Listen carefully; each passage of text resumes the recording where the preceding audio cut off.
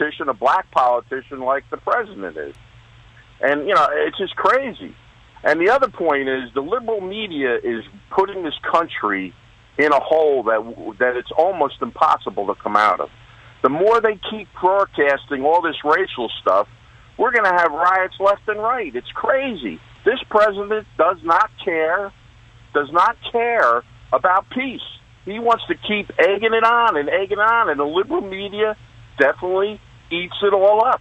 And it's horrible. I remember the riots in the 60s. It's nowhere near as bad as, it's bad now than it was then. This guy is creating havoc. This president. It's horrible what happened to those people. No, Mark, I agree with you, Mark, isn't it's amazing. The entire nation right now, it is nonstop racial unrest, and I don't see the president's not doing anything to stop it or make things better. And not only that, Mark, how about just the man that was just arrested in New York who's going to, help ISIS with an attack on law enforcement agencies? Between ISIS recruiting people online and now, you have young nuts like this that are going in. Mark, doesn't the country seems completely out of control right now? I think the racial stuff and the terrorism is all locked in. Thank you for the call, Mark. 1-855-400-SAVAGE. Let's go to line 1. Dave is listening on KKOB in New Mexico. Dave, you're up next on the Savage Nation. Hello, Dave. Good afternoon. Every time we have a situation like this where some people pay with their lives, this president automatically comes out with a hate crime, and his attorney general is likewise. When is he ever going to admit the hate crimes are mostly in Chicago, Baltimore, New York? These people, mostly young people, are being killed left and right, and he always blames it on the citizen that has the right to carry arms. What about going into these areas with these ghettos and search and seize and get all these weapons away from them? He never says anything about that. Maybe he should take out time in the 5 times a day that he prays. I know I get so angry at this guy. He's an imitation black person. He never, he was 11 years in a madrasa outside of this country. He don't know what the hell these people are going through. He's a wannabe community. Right. Well, one of the problems that we definitely have is the people who should be preventing sick nuts like the gunman in this situation, other examples, is the police. And the police have been under attack, trying to protect themselves. We'll take more of your phone calls. 1-855-400-SAVAGE. If you want to read the latest on this story and other stories, remember, log on to the website. It's michaelsavage.com. This is John DePietro sitting in for Dr. Michael Savage, and this is the Savage Nation. Join the Savage Nation. Call now, 855-400-SAVAGE, 855-400-7282. Savage. Hey, our Savage Nation is sponsored by SwissAmerica.com, the only company I trust for wealth insurance, gold and silver. Call 800-BUICOIN.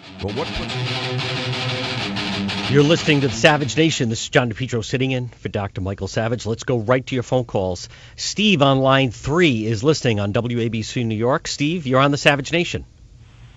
Hi, John. Thanks for taking my call. I'm actually on a similar medication. It's called Subutex.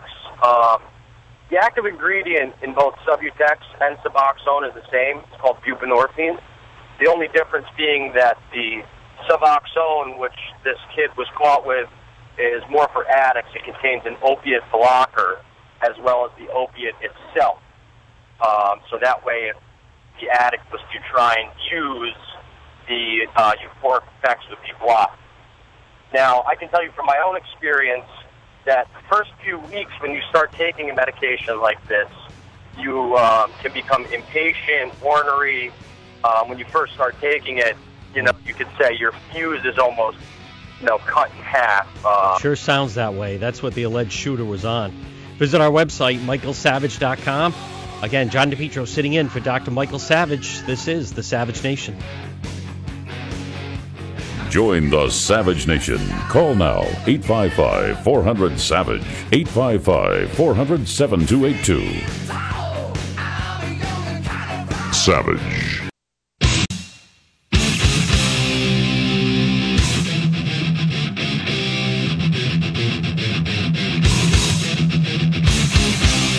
Warning. The Savage Nation contains adult language, adult content, psychological nudity. Listener discretion is advised.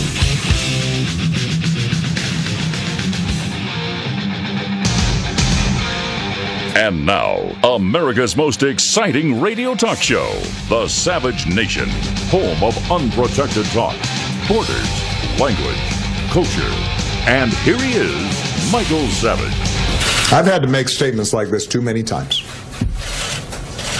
Communities like this have had to endure tragedies like this too many times.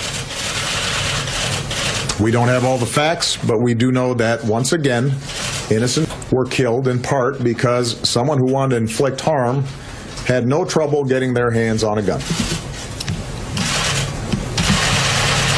Now is the time for mourning and for healing. But let's be clear. At some point, we as a country will have to reckon with the fact that this type of mass violence does not happen in other advanced countries. At the conclusion of the Bible study, they just start hearing loud noises just ringing out. And the suspect had already wounded a couple of individuals, one of the survivors, and she said that he had reloaded 5 different times.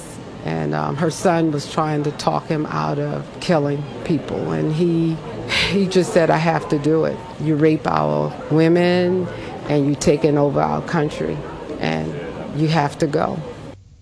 You're listening to the Savage Nation. This is John DePietro sitting in for Dr. Michael Savage. Welcome to join the program by calling us today at 1-855-400-SAVAGE, 1-855-400-7282. That was a woman who had spoken, as you heard, with an eyewitness and also President Obama, the events in Charleston, South Carolina, earlier today. You want to read all the latest stories about it, log on to the website, michaelsavage.com.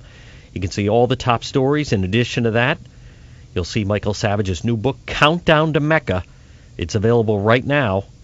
Remember, log on at michaelsavage.com. We're starting to learn a lot more about this suspected gunman, Dylan Storm. Now, his last name is spelled R-O-O-F, but it rhymes with cough, so it's Dylan Storm Roth.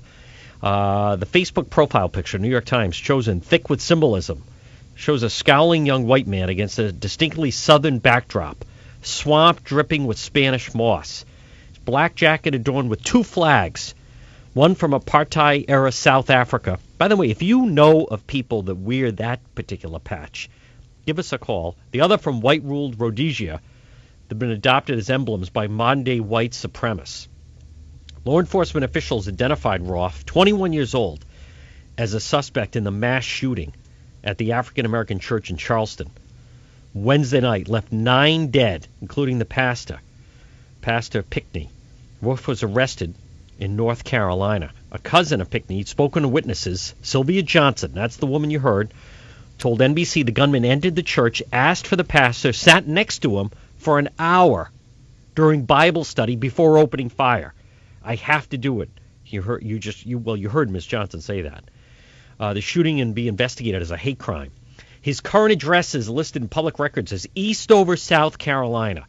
Now, if there's anyone listening that knows of someone, just tell us a little bit about Eastover, South Carolina. Give us a call, 1-855-400-SAVAGE. Very small town southeast of Columbia with an overwhelmingly African-American population. On Facebook, many of his 88 friends are black.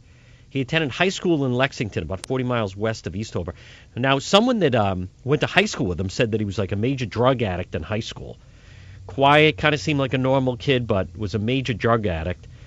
And when reporters went to the property today, more than a half dozen cars from Richland County Sheriff's Office parked along the dusty driveway outside the 2-story frame home in Eastover. That's apparently where his parents live. A man in a straw hat came out of the house, told the reporter, make your way right back where you came from. Get off this property right now. But in high school, they just said that he was just kind of lost, a little bit of a drug addict, and he had been arrested for for apparently a drug that he didn't have a prescription for. It was acting kind of odd at a mall. And now this Daily Beast reported John Mullins went to high school with Roth, described him as a heavy drug user who told racist jokes. He was kind of wild. He used drugs heavily a lot. Well, you heard President Obama saying we have to do something about the amount of guns in this country. There's also others saying that we need to ban those flags and the Confederate flag that he also had as a license plate.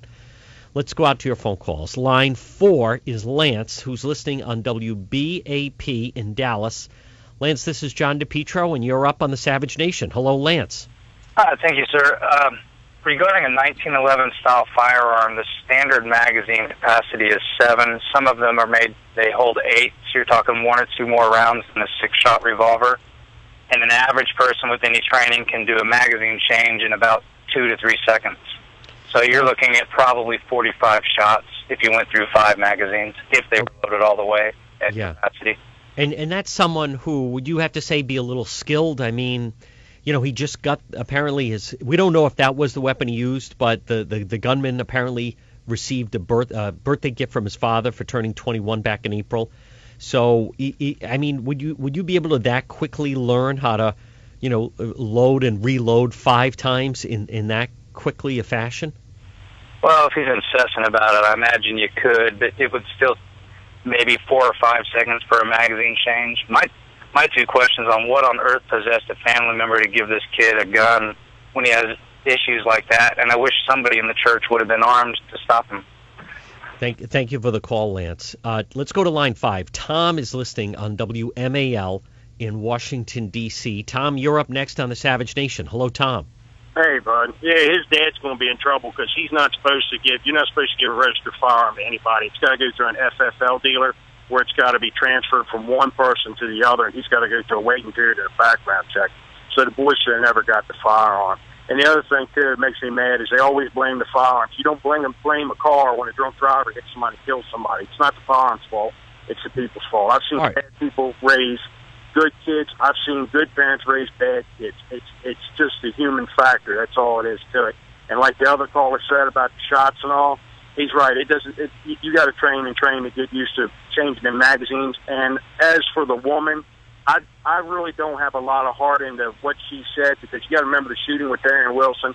How many people come out and said he had his hands up and lied and said that he did this and he did that, and when they got done with the evidence, they found that nothing matched what they said. So you've got her word against what went on. You got to wait for all the evidence to come out. Well, Tom, a couple of things. Number one, I mean, the woman on the tape, she sounds and seems very credible and just repeating what she had been told. Number one. Number two, I don't understand if he turned 21 years old and the father gave him this .45 caliber as a birthday gift, and let's just say everything was registered, I'm not sure why the father would then get in trouble. Especially, I mean, if you're listening in South Carolina, how strict are the gun laws in South Carolina? One good thing is they do have the death penalty in South Carolina, but I think we need to, his actions certainly they sound. If you look at the picture, if you've seen the photos of him, I mean, I don't know, he certainly looks like he's on drugs. I don't know if he is on drugs, but he certainly looks like that he's on drugs. Let's go to line 8. Annette is listening on WJR in Detroit. Annette, this is John DePietro, and you're up on the Savage Nation. Hello, Annette. Oh, John, I just have 2 points to make. We as a nation have to get together and say we're going to treat these mentally ill people, regardless of race or nationality. We have to spend the money because there are people that are mentally ill, and we as a country do not want to acknowledge it because we don't want to spend the money. We turn people out to sleep under bridges, whatever. If they don't have the resources, oh well. We don't give the resources for the people to get help because the law enforcement can't keep these people. No, we have to let them go. The families go for resources, and they're told there is none. Well, when you talk about resources in that, but what about, as someone mentioned to me earlier, the HIPAA laws protect maybe law enforcement from knowing if someone is off or on heavy medication or shouldn't be allowed to have a firearm? And my answer to that is, when we decided about the HIPAA laws, there was exact reasoning we did. there is nothing that says, hey, maybe we'd better re-examine this law because it's not working, or it's not working to our benefit, or it's not